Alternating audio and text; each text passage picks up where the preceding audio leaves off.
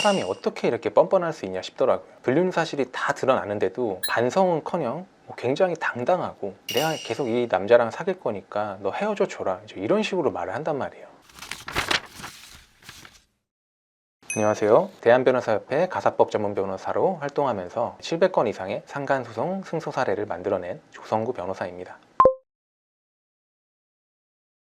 네, 이게 최악의 상간자들이 좀 있죠. 첫 번째, 불륜 사실을 알리는 상간녀입니다. 이게 뭐냐면 상간녀가 아내에게 연락을 해서 나 당신 남편과 만나고 있습니다, 이런 식으로 얘기를 하는 거예요. 상간녀가 이제 아내에게 불륜 사실을 알리는 경우들이 의외로 꽤 되게 많이 있거든요. 그런데 이제 그 중에서도 가장 최악은 왜 알렸냐, 우리 그냥 사랑하게 해주세요, 이혼해 주세요, 이제 이렇게 이혼을 요구를 하면서 이제 이런 식으로 연락하는 상간녀들이 있어요. 가장 뻔뻔한 경우라고 할 수 있겠습니다. 어느 날에 갑자기 이런 일을 당하는 이제 아내의 입장에서는 화가 나죠. 아니, 불륜을 저지른 것도 저지른 건데 그 사실을 또 나한테 직접 알리기까지 한다. 이중의 고통을 당할 수가 있는 거죠. 제가 이제 실제로 이제 이런 사례들을 굉장히 많이 봤거든요. 상간녀가 아내에게 연락해서 나는 당신 남편 진짜 사랑하고 당신 남편은 당신 굉장히 싫어하니까 좀 이혼을 해달라, 우리 계속 만나게 해달라, 이런 식으로 얘기를 한 거예요. 또 다른 심한 경우는 남편이 이제 상간녀에게 아내의 험담을 한 그런 내용들 있잖아요.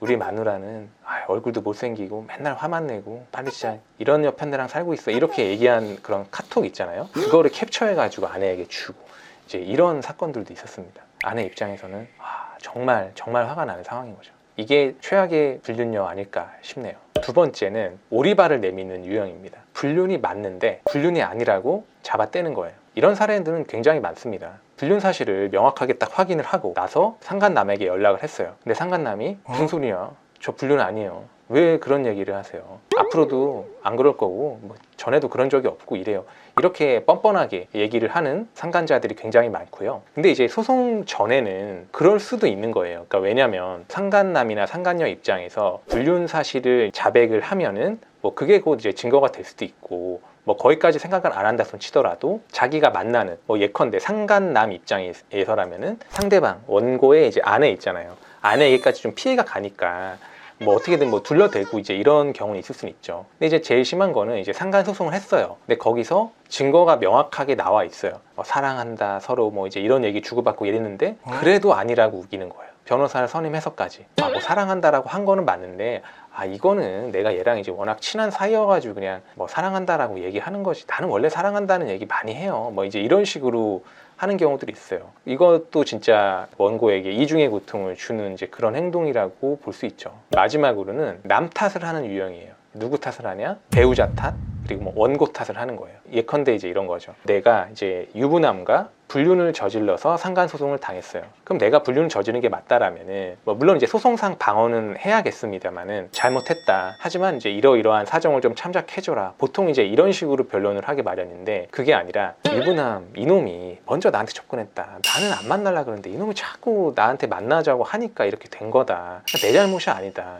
네 남편한테나 소송해라, 이혼이나 해라, 왜 나한테 소송을 하냐, 이제 이런 식으로 얘기하는 경우가 있고요. 또 하나는 더 심하게 네가 남편한테 제대로 못했기 때문에 네 남편이 나랑 바람 핀 거다, 남편 간수 못한 네 책임이다, 이제 이런 식으로 얘기를 하는 거죠. 그러니까 이제 이렇게 계속 원고 탓만 하고 배우자 탓만 하고 자기의 책임은 없거나 적다라는 식으로 회피하려는 피고들도 많이 있습니다. 이제 이런 행동을 해도 정말 상대방 입장에서는 화가 나는 그런 상황인 거죠.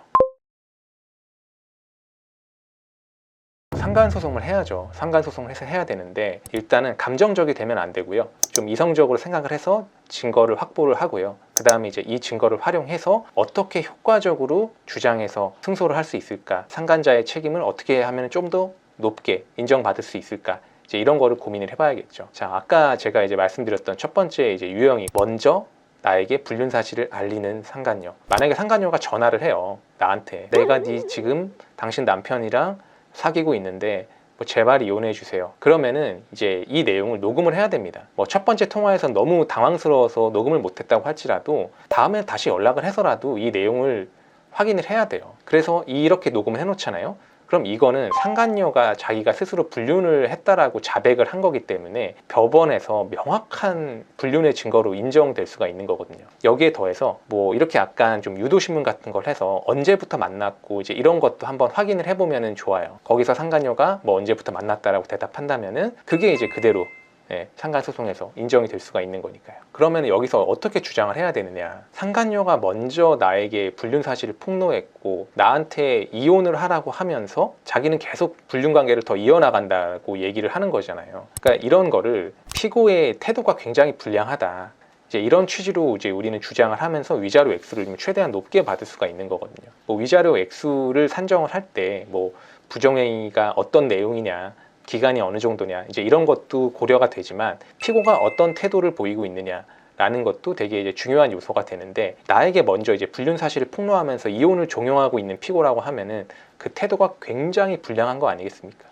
이런 사정을 판사님께 얘기를 해서 위자료를 높게 이제 받을 수가 있어요. 마찬가지의 논리로 제가 이제 두 번째로 말씀드렸던 게 있죠. 불륜 사실을 부인하고 오리발 내미는 뭐 상간자. 이것도 피고의 태도 측면에서 굉장히 불량스럽잖아요. 부정행위를 한 건 한 건데 이걸 확실하게 이제 인정을 하고 반성을 하는 피고가 있고 끝까지 오리발을 내미는 피고가 있다라고 하면은 당연히 끝까지 오리발을 내미는 피고가 부담할 위자료는 더 커져야 된다. 이제 이런 식으로 이제 주장을 할 수 있는 거죠. 원고의 탓을 하고 배우자의 탓을 하는 상간자도 마찬가지입니다. 태도가 굉장히 불량하지 않아요? 본인이 바람 폈으면은 자기도 잘못했다라고 인정을 하면 되는 건데 자기 잘못을 인정하지 않고 이거는 뭐 유부남 잘못이다, 유부남의 아내 잘못이다, 이런 식으로만 몰아가는 피고가 있다라면은 이거에 대해 가지고 감정적으로 어떻게 이럴 수가 있어, 뭐 이제 이런 식으로 생각하지 마시고, 아 오히려 나를 지금 도와주고 있구나, 저 사람이 저렇게 얘기를 하고 있는 사정을 좀 참작해 주십시오 판사님, 이제 이런 식으로 이제 주장을 해서 이제 높은 액수의 위자료를 받는 그런 전략을 사용하시는 게 좋겠습니다. 이 상간소송에 대한 얘기를 하면은 뭐 상간소송은 이제 쉽지도 않고 돈도 들고 어려운데 이걸 꼭 해야 되나, 이제 이런 생각을 하시는 분들도 있을 수 있는데요. 사실 이 상간소송이라는 거는 단순히 상간자한테 위자료, 즉 이제 돈을 받으려고만 하는 소송은 아니거든요. 제가 이전에 상간소송을 하는 진짜 이유에 대해서 영상을 하나 올려놓은 게 있습니다. 이 영상도 한번 꼭 시청을 해주시면 좋겠습니다.